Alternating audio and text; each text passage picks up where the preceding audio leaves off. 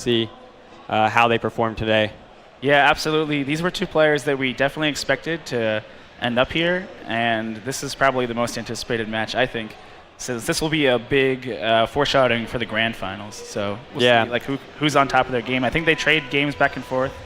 Oh. Yeah, so they just banned their stages, and they agreed they're going to be going to Tower of Heaven, which is actually a cameo stage in Rivals of Aether from another indie game by the name Tower of Heaven.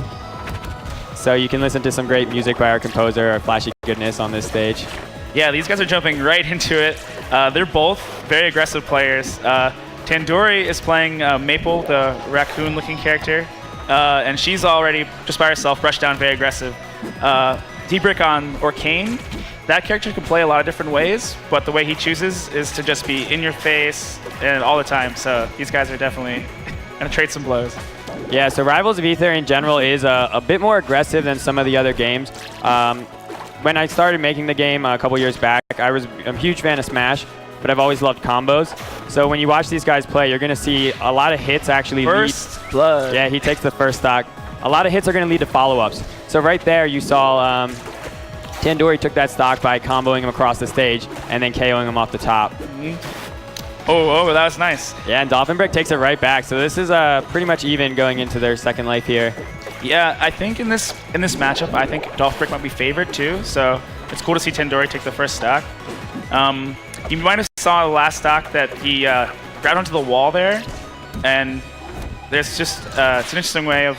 Yeah, he uses recovery to basically delay his time. He comes back. A lot of the players are really good at mixing up their options. So you can't always go for the same KOs or the same ways to get back on stage because your opponent's kind of watching and seeing your habits. And that happens in a lot of fighting games. That's what Street Fighter and Super Smash Bros. Are known for, is kind of reading and adapting to how your opponent plays. Yeah. And that was a very nice up strong by Dolphinbrick there to catch Tandori on the puddle. But good DI, he didn't die. Oh, nice. That was a very good forward air. Takes the stock with authority right there. And now he just wants to rack up damage here. And this is a beautiful combo. As I was talking about the combo nature of the game, Tandori is showcasing that for us right now. All right, Dolphinbrick close the stock out as fast as he can.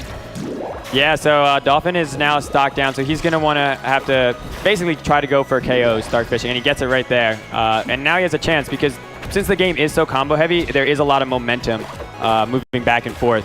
So you're really never out of a match until you lose your last life. Until it's over. Until you're actually out, and then then you're out. All right, so Dolphinbrick there was showing off Orcane's bubbles. Each one of those kind of trapped the opponents, and then he takes the stock. So like I said, he turned that around. The momentum in that match went very heavily in favor of Tandori, and then very quickly switched back to Dolphinbrick. Yeah. And he takes game one. So now he'll be up 1-0 in this set, and they're doing a best of 3. So the first 1 to 2 wins will move on to grand finals, and they'll come in with empty slate. They'll be undefeated, so they'll have an advantage in grand finals. They'll actually have to lose 2 sets to basically not be the champion today. All right, an interesting counter pick from Tandori. Yeah, Tandori going for a Blazing Hideout. This is a stage we don't see that often in competitive play because it is so different from the other stages. The main reason is having a big platform across the top like that changes. It changes how a lot of characters play, and it's just something that sometimes, since it's so different, it's easier to ban it than try to figure out how to deal with it. Yeah. Like some players have learned that you can do some really cool stuff here, but others just, they're like, I'm not going to deal. Yeah, a lot of players have actually learned this stage to use it as their counter pick now because just having the knowledge of what to do on this stage gives you a pretty big advantage since everybody else, like you said, just prefers not to play on it. All right. Dolphinbrick's figuring out the best way to get back to the stage, and he's... Yeah, once again, Tandori has a slight lead here. He's doing a great job of just staying close to Dolphinbrick and not giving him any room. Oh, wow. And that was a really cool way to use Orcane's recovery there. He, instead of using it to get back to the stage, he used it to quickly put out that strong up smash. Nice, and Tandori kills him off the top using Maypul's tether mechanic. So after she marks her opponents, she can actually use her up special to sling towards a mark opponent. Oh no, that was a little bit of a flub. Yeah, it looked like he was pretty far out, so the recovery was going to be pretty tough. Yeah, I think he thought he could grab the edge down there lower, but didn't make it.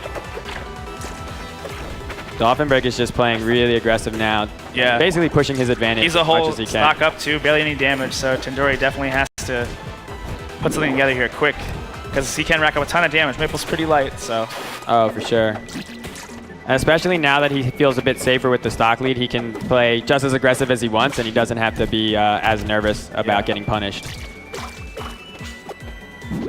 Oh, right there, Tandori went for an up special, which is actually a really good KO move for Maypul, but it's a little riskier. Nice parry. See how he punishes? Yeah, that was very nice.